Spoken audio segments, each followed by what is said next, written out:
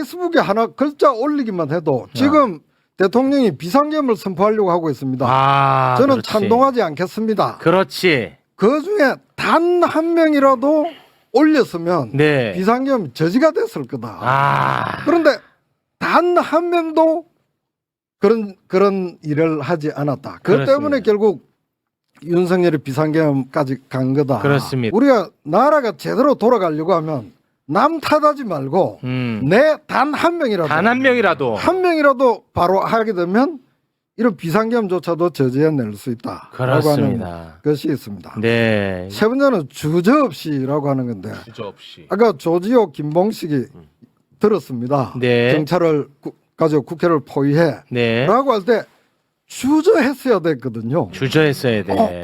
이건 어찌 됩니까? 헌법적으로 어찌 되나요? 국회를 어떻게 할 수 있나요? 하고 주저하면서 생각을 해야 되는데 네. 예 알겠습니다. 주저 없이 한 거예요. 그래서 앞으로의 교훈 모든 공직자가 할 때는 주저해야 한다. 주저해야 돼. 상급자가 무리한 말을 할 때는 주저하고 생각하고 판단하고 행동해야 된다. 아유 좋은 말씀입니다 진짜. 그래서 단 한 명이라도 단 한 명이라도. 하고 주저 없이 가지고 주저 이씨 행동해야 된다. 너무 좋은 이런 말씀. 기가 정화가 되네요. 그렇죠. 네. 그러니까 우리 윤석열 막말로 막 엉터리 말 막 쏟아 놓을 때 기를 좀 씻어야 되니까 그럴 때는 농고문으로 돌아가서 네. 그걸 좀 프린트를 해서 읽었어요. 이 화면으로만 보지 말고 프린트해서 이렇게 줄 꺼서 읽어보면 이 말들이 그냥 청량한 기준으로 쏙쏙 들어와요. 대단히 고맙습니다. 네. 윤석열도 그 얘기를 했습니다. 뭐 검찰만 한 게 아니라 한 명이라도 날 막았습니다. 그렇지. 윤석열도 얘기했어요. 맞지. 한 명이라도 내가 솔직히 한 명이라도 막을 줄 알고 내가 선포했는데 안 막았잖아 너네가. 얘기했어요. 윤석열. 왜 안 막았을까를 생각하면 저는 제일 화가 나요. 그러니까 진짜로 교수님 말씀대로 한 명도 필요 없어. 한 놈만 있어도 돼. 한 놈. 네. 근데 그때 이 사람들은 뭔 생각을 했을까? 소위 한국 사회에서 누릴 거 다 누린 저게 지배 엘리트라고 지칭받던 사람들이잖아요. 네. 첫 번째는 공포였을 거예요. 저 윤석열이한테 쌍욕 얻어먹기 싫고 이 상황에서 내가 계엄령을 이미 선포했는데 과거에 그러면 어떻게 됐는지를 다 알고 있는데 지들의 젊은 시절을 반추해 보면 그럼 내가 살아야 된다. 이게 1번이고 맞아. 2번으로는 그러면 여기서는 내가 어쩔 수 없지만 돌아가서라도 그러면 국민들한테 진실을 얘기하고 나는 여기서 관둘 것인가 생각한 사람 과연 있었을까? 그렇죠. 두 번째는 틀림없이 계산을 했을 거라고. 계엄령 되면 나는 무슨 자리를 받을까? 그다음에 누가 실세가 될 것 같아? 어디 붙어야 될까? 맞아. 김용현일까? 여인영일까? 이런 거 고민하고 있었을 자들이에요, 저것들이. 저도 그렇게 생각합니다. 만약에 내란 친위 쿠데타 성공했으면 저는 또 친위 쿠데타가 그건 친위가 아니지 실제 쿠데타가 또 발생했을 것 같아요. 반 쿠데타. 역사가 그런 거는 입증하죠. 여러 나라에서 그런 일이 있었어요. 저런 식으로 똑같은 수준의 자들이 저렇게 하면은 다음에 우리가 예상할 수 있는 거는 저 윤석열이를 놓고 저걸 두목이라고 생각하는 시기가 길지 않을 거라고. 우리가 얘기했잖아. 그 다음에 이제 김건희가 먹을 거냐, 김용현이가 먹을 거냐, 여인영이가 먹을 거냐, 노상원이가 먹을 거냐 서로 싸웠을 거라고요. 또. 네. 그럼 또 쿠데타지. 그럴 것 같아요. 맞아요. 윤석열 구형에 앞서서 어제 저희가 다뤘던 이상민 구형 짧게만 좀 다루고 넘어갈게요. 왜 이유가 있습니다. 이상민 이제 15년 구형 하지 않았습니까? 그렇죠. 그런데 제가 이제 이게 너무 약하다. 어제 매불쇼에서 비판을 하고 집에 갔는데 제 휴대전화에 카톡으로 엄청나게 많은 욕이 와 있더라고. 그거에 네, 대해서 그 비판했다고. 네. 아니 그렇게 무지성으로 제발 특검 좀 비판하지 말라고 무식하면 입을 좀 닫고 있어라. 그러면서 아니 고작 단전 단수를 지시한 것밖에 없는데 15년 구형한 거면 엄청 세게 한 거다. 좀 그냥 무지성으로 막 그렇게 화내고 그런 게 다 전부가 아니다. 좀 닥쳐라. 진짜 어마어마하게 문자가 와 있는 거예요. 그래서 내가 그걸 보고 야 재판이 이렇게 길어지니까 결국 이 지경까지 왔구나. 이건 굉장히 위험한 사인으로 받아들였어요. 그래서 이 얘기는 잠깐 좀 하고 가야 될 것 같습니다. 네. 이상민의 혐의는요. 내란 중요 임무 종사 혐의입니다. 네. 내란 법정형을 잠깐 여러분에게 소개를 좀 해드리겠습니다. 내란 법정형. 네. 내란 우두머리는 사형 무기징역이나 무기금고 그리고 중요 임무 종사자 같은 경우는 사형 무기 또는 5년 이상 징역이나 금고, 단순 가담은 5년 이하 징역이나 금고를 받게 네. 되었습니다. 자, 그러면 이상민은 여기에 두 번째. 중요 임무 종사죠. 네. 그러면 이제 최소 5년 음. 그 이상으로 이제 되는 겁니다. 자, 저는 법을 아예 모르니까 일단 제가 얘기하는 것을 듣고 우리 전문가분들이 좀 바로잡아 주시면 좋겠습니다. 고작 단전단수 지시가 아닙니다. 행안부 장관으로서 할 수 있는 최고의 내란 행위를 이미 실행에 옮긴 거예요. 내란 범죄 요건에 우리가 그동안에 수없이 다뤘지만 네. 사람을 죽여야 한다거나 사람을 해하거나 피를 얼마큼 흘려야 된다거나 그런 내용 자체가 없어요. 내란의 요건에 그건 해당되지가 않습니다. 네. 내란 요건 중 하나가 무엇이냐? 절차에 의하지 않고 헌법이 보장한 기능을 소멸케 한 것. 요건, 내란 범죄 요건 중 하나가 그거야. 그러니까 절차를 따르지 않고 헌법이 보장한 기능을 소멸하게 하면 이게 내란인 거야. 네. 자, 그런데 헌법 21조를 보면 언론 출판의 자유가 있습니다. 헌법 21조에. 네. 그런데 언론사 단전 단수는 헌법이 보장한 기능을 소멸시킨 거야. 그렇죠. 그래서 내란에 뚝 떨어지는 행위를 한 겁니다. 전기를 끊고 물을 끊게 하려고 했어요. 그렇습니다. 그래서 이상민은 헌법이 보장한 기능을 소멸시킨 매우 중대한 내란 범죄자예요. 그 지시를 내렸으니까. 그렇습니다. 그래서 15년이라는 것을 내가 전총조랑 비교를 하는 거야. 우리 형법에는 내란죄를 가장 엄하게 다뤄요. 근데 어떻게 사기랑 같냐 이거야, 구형이. 이건 잘못됐다라는 얘기를 제가 했던 겁니다. 이제 법조인들의 이야기를 들어보겠습니다. 제가 틀린 얘기가 있으면 바로 잡아주시기 바랍니다. 저 단전 단수가요 물과 전기를 끊는 게 아니고 언론사 경우에는 언론 활동을 마비시키는 거잖아요. 네. 지금 예를 들어 오늘 방송에서 누구 명예훼손을 했다라고 하면 당장 뭐 소송 고소 고발되고 그러지 않아요? 네. 근데 좀 한 건 한 건이 다 문제가 되는 게 언론인데 단전 단수라고 하는 거는 언론을 올스톱 시키는 거죠. 그렇습니다. 그렇죠. 언론사 일시 폐간 조치와 그렇습니다. 마찬가지잖아요. 네. 그러니까 한두 건 가지고도 명예훼손죄 이런 걸로 막 이제 고통을 겪는데 이 단전 단수라고 하는 거는 언론 활동 전체를 다 올스톱 시키는 것이다. 네. 자, 올스톱 시키는 이유가 뭘까라고 하게 되면 지금 이 내란 상황이라고 하는 급박 상황에서 올바른 뉴스가 못 나가게 전파되지 하는 못하도록 거죠. 하는 그렇죠. 거잖아요. 네. 저 이란 같은 경우에 모든 SNS 못하도록 다 끊어버렸잖아요. 네. 뭐 그런 그 내란의 성공을 위하여 필수적인 요소가 언론 장악인데 그렇습니다. 5.16 때는 방송국 3개, 그다음 신문사 한 3개만 장악하면 됐어요. 네. 요새는 언론기관 몇 개나 되나요? 뭐 굉장히... 몇백만 개가 되지 않나요? 네. 국민들이 SNS 그렇죠. 언론을 가지고 있고 이 매불쇼 같은 언론 기관을 가지고 있는데 그 언론 기관을 그냥 작동 정지를 시켜버리는 것은 굉장히 중대한 범죄다. 그렇습니다. 그것을 분명하게 그냥 물 전기 그냥 끊는 그게 아닙니다. 그렇지. 언론사를 끊는 것은. 그러니까 이게 재판이 길어지니까 이 지경까지 왔어요. 제가 너무 불안하더라고요. 그 저를 좋아하는 사람들이 카톡을 보낸 걸 거 아닙니까? 그러니까 이런 분들도 이게 윤석열식 논리거든요. 내가 뭘 했냐, 잠깐 경고용 아니냐, 사람이 죽였냐, 이게 윤석열식 논리야. 시간이 길어지니까 나를 좋아하는 사람들도 이렇게 생각을 하더라니까요. 그 어떤 사람이 똑같은 범행을 해도 어떤 사람이 했느냐가 되게 중요한 의미가 있을 수 있죠.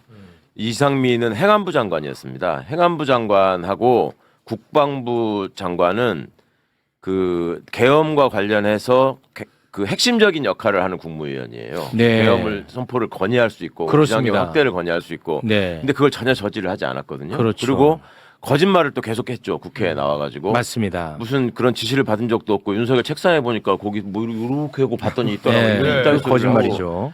그런 생 거짓말을 한 게 이게 또 판사 출신이란 말이에요. 그렇습니다. 그러니까 이제 법을 잘 모르는 것처럼 행동할 수도 없는 사람이에요. 기본적으로.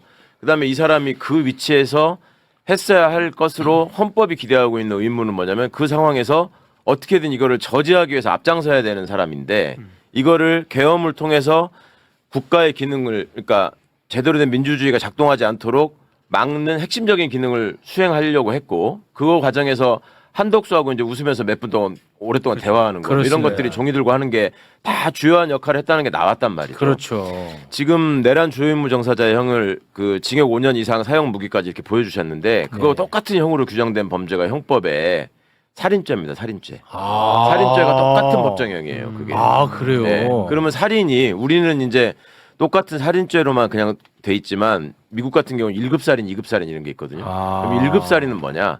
의도를 가지고 이걸 중요한 책무가 있는 사람이 완전히 사람을 죽이려고 했을 때 작정하고 작정하고 죽이려고 했을 때 아. 그러면 이상민이가 실수로 계엄에 가담한 거냐? 아. 여러 행적을 볼 때 얘는 중앙고등학교 동문으로부터 시작해가지고 여러 가지 일을 한 사람이잖아요. 아. 그런데 그런 사람한테 징역 15년을 구형한 게 맞는 거냐? 이게 저는 정찰표 무슨 가격표 매기듯이 윤석열이가 제일 비싼 거니까 그부터 한 칸씩 이렇게 내려야 된다는 강박이 있지 않나 하는 걱정이 들어요. 노상원이를 징역 30년 구형했단 말이에요. 네. 노상원이하고 이상민이를 비교해 보면 노상원이는 그냥 민간인이야. 그렇습니다. 김용현이가 노상원이를 이용한 거고 네. 어찌 보면 손잡고 김용현이 수하로 일한 거 아니에요. 그렇습니다. 이상민이는 김용현이하고 동급이에요. 네. 그 김용현이가 더 많이 돌아다녔다고 해서 지금 무기징역을 구형했다 그러면 이상민이도 최소한 징역 30년, 25년은 했어야 될 거라고 그렇습니다. 생각해요. 네. 한 역할을 보면. 네. 아, 예, 제가 한 가지만 추가하자면 네. 예컨대 세계 언론사에 대해서 단전 단수를 하면 효과가 세계 언론은 단전 단수 당하고 이제 언론 기능이 이제 봉쇄가 되잖아요.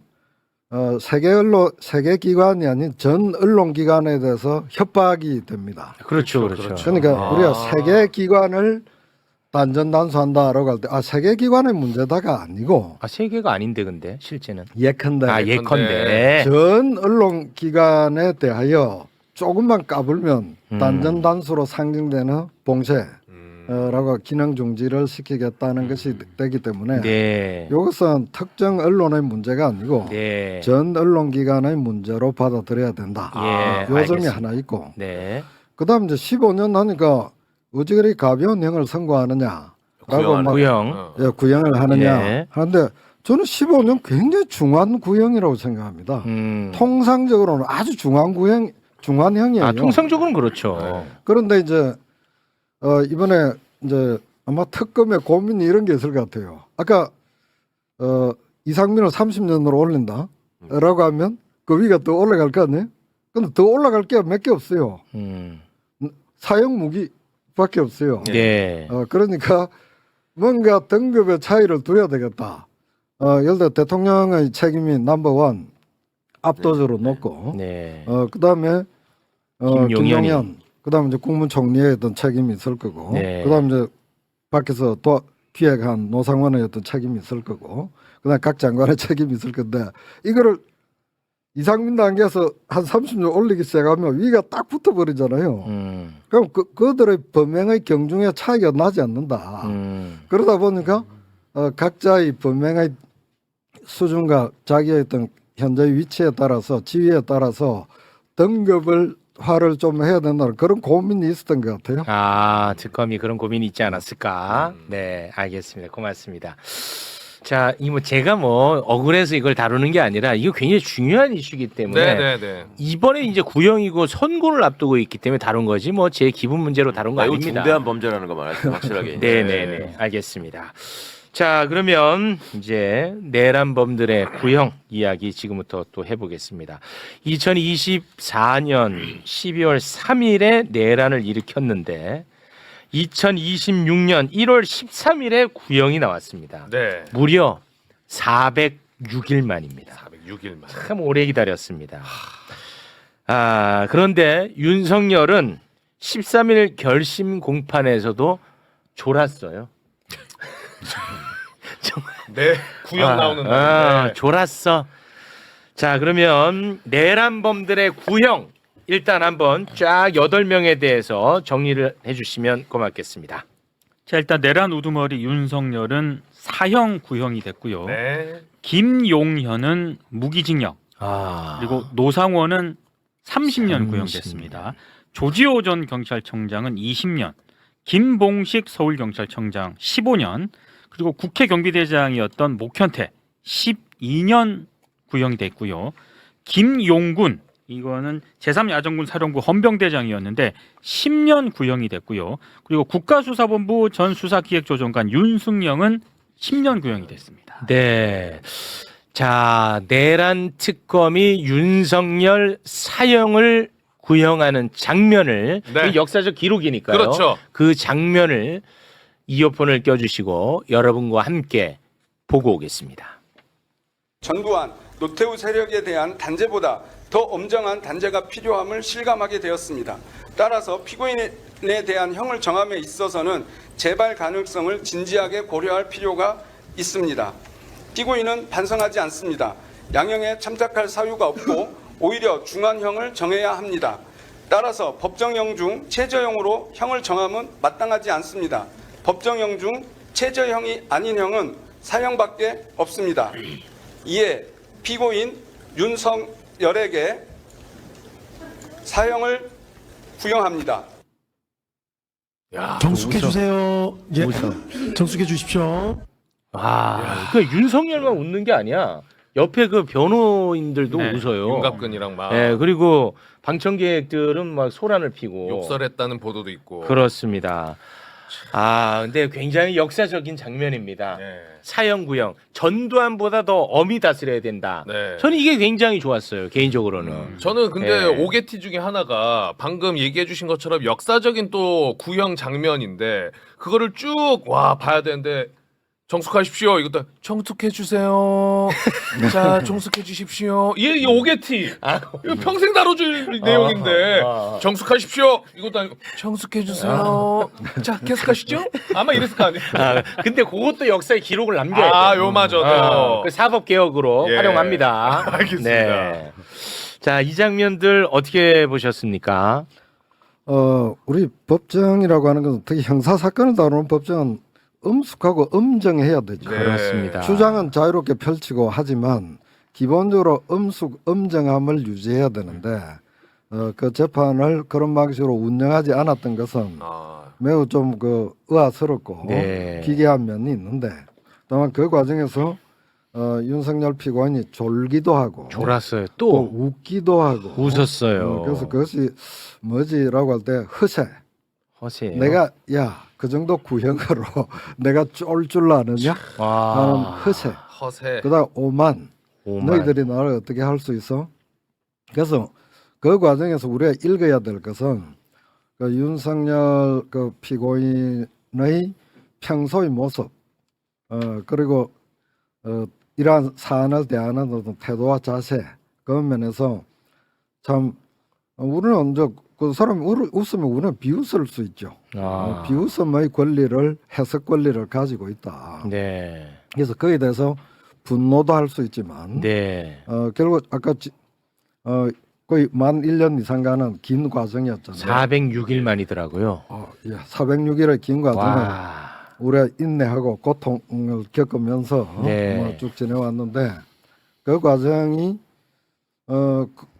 온갖 이제 풍파 속에서도 진행될 수 있다는 것이 한국 민주주의의 저력이고 저력입니다, 진짜. 한국 형사사법의 힘을 보여준다고 생각합니다. 그렇습니다. 웬만한 나라에서 이렇게 안 되죠. 이 대통령이라고 하는 사람과 그 세력들이 있는 가운데서 이 재판을 힘든 것 같지만 계속 진행해온 네. 거기서 우리 한국 민주주의의 힘이 있습니다. 맞습니다. 그 네. 힘을 느끼면 됩니다. 대한민국 최고입니다. 네. 근데 그 마지막까지도 윤석열 그리고 윤석열 측 변호인들이 헛소리의 향연이었죠. 뭐 다 소개할 필요는 없습니다. 네. 네, 일단 윤석열의 헛소리는 이런 헛소리를 했습니다. 그러니까 자신도 검사로 오랜 시간 수사 공판을 좀 담당을 해왔었는데 이렇게 지휘체계 없이 여러 기관이 미친 듯이 달려들어서 수사하는 것은 처음 본다. 그러니까 특검을 엄청나게 비난을 했고요. 이렇게 큰 범죄가 없었어 이놈아. 그렇죠. 그러면서 하는 얘기가 저는 이 표현이 참 어색했거든요. 우리나라를 오래전부터 지배한 어둠의 세력과 민주당의 호루라기에 특검이 맹목적으로 달려들어 물어뜯는 이리떼 모습이었다. 그래. 이리떼라는 거는 예전에 그 방공 만화 네. 승량 아 그때 많이 나왔어. 그때 많이 나왔는데 예, 일이 많이 이리떼라는 나왔죠. 단어를 저는 이게 등장 쓰는 걸 보고 아 이분 참 아 네. 구시대적이다. 구시대적이다라는 생각을 했고요. 그리고 네.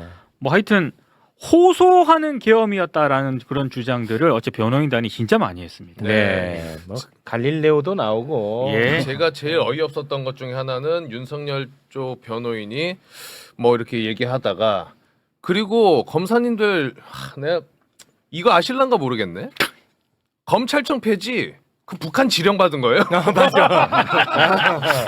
뭔 소리라는 거야? 검찰 아무 말 대잔치를 진짜로. 마지막까지도 했습니다. 네. 그래서 감경 사유가 전혀 없다는 거죠. 기자들은 계속 정치 선전의 장으로 이거를 활용하고 있는 거고 윤석열이가 얘기하는 걸 보면은 본인의 경험을 가지고 자꾸 얘기를 하려고 하잖아요. 네. 결국 반사를 시켜서 윤석열이가 했던 거에다가 대입을 해보면은 너무 딱 맞는 말들을 많이 해요. 그냥 막 미친 듯이 이리떼처럼 달려들어서 물어뜯는 거는 지가 검찰총장일 때 주로 했던 수법이고 그렇잖아요. 정확합니다. 그거를 지 입으로 지 말하는 걸 자백하는 거고 정확해. 저기서 이제 아까 이제 그 헛웃음 웃는 거 이런 거는 지들끼리 이렇게 생각할 거야. 뭐 쇼하고 있네. 니네가 나를 사형시킬 수 있어. 이제 이런 거거든 말하자면. 어제는 구형이니까. 예, 그냥. 구형이니까. 그리고 사형 선고 뭐 하더라도 하지도 못할 거고 하더라도 내가 사형 당하나 보자. 나 어차피 나올 것 같아. 뭐 이런 생각을 여전히 하고 있는 것 같아요. 아. 그러니까 더 확실히 단죄해야 된다는 어떤 그런 신호를 받아들여야 된다고 저는 생각하고 네. 제일 억울한 사람은 조지호 김봉식일 것 같아. 음. 구형 받고 나서. 아. 그거 저기 이상민이 밑에 있는 사람 아니야? 이상민이 지시받아서 한 거 아니야? 네. 아. 행안부 그러니까 경찰청장, 서울경찰청장 20년, 15년을 구형받았는데 네. 그 사람들은 그래도 법정에 나와서 진실을 얘기하고 나름 반성도 하고 그랬어요. 내가 왜 그랬나 모르겠다. 다시 돌아간다면 안 하겠다. 이상민이 단 한 번도 그런 적이 없거든. 네. 근데 이상민이가 징역 15년을 구형받고 한덕수도 징역 15년이고 그럼 그렇습니다. 김봉식 입장에서 얼마나 억울하겠어요. 이 병합돼 가지고 더 그렇게 됐나? 뭐 하여튼 네. 그 기준은 교수님 말씀처럼 특검의 고충도 이해는 하겠지만 이거 좀 잘 안 맞습니다. 제 기준에는. 그러네. 근데 어제 그 윤석열이 했던 말 중에서 하나 공감 가는 건 하나 있습니다.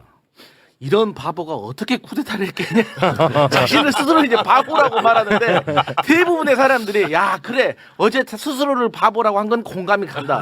이렇게 말을 하더라고요. 네.